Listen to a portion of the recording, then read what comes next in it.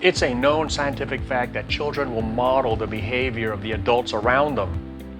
My name is John, founder and president of Gentle Response. My team and I travel the country conducting very dynamic, realistic conflict de-escalation training seminars for churches, businesses, corporations, state agencies, and even law enforcement. Hit that like and subscribe button before I get going here and forget for more informational videos on how conflict de-escalation training, knowledge, and skills would have made a big difference in some of these situations that we read about in media and social media.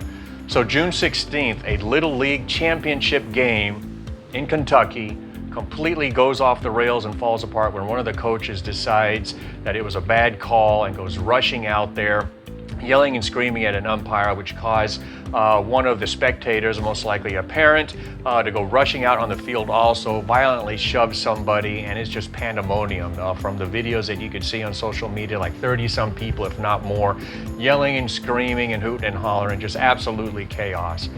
Now, to his credit, the one coach who actually started all of this apologized and so on. And however, folks, there's still a very good chance that a handful of those 8, 9, 10, 11-year-olds are going to grow up and handle stress, disappointment, disagreement by being loud, rude, and obnoxious, because that's what they see from their coach.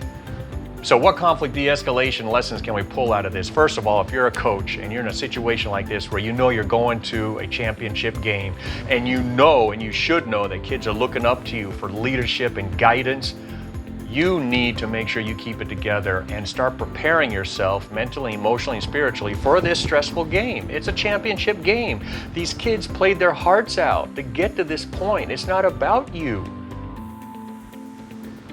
Take a deep breath, slow yourself down, and start preparing yourself and telling yourself that you can handle it, that you can adapt, improvise, and overcome any bad call, and expect bad calls.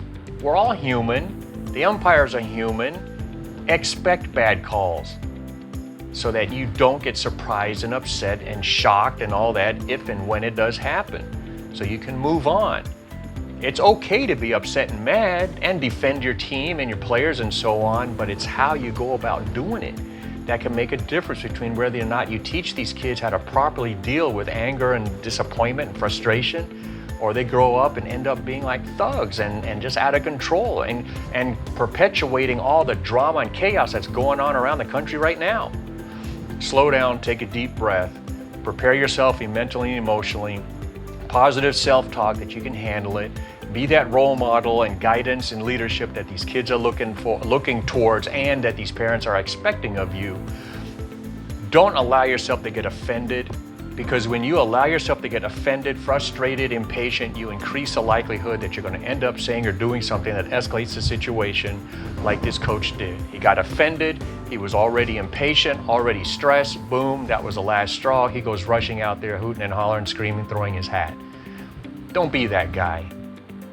Don't be that guy. Be an example, be that leader. Hit that like and subscribe button.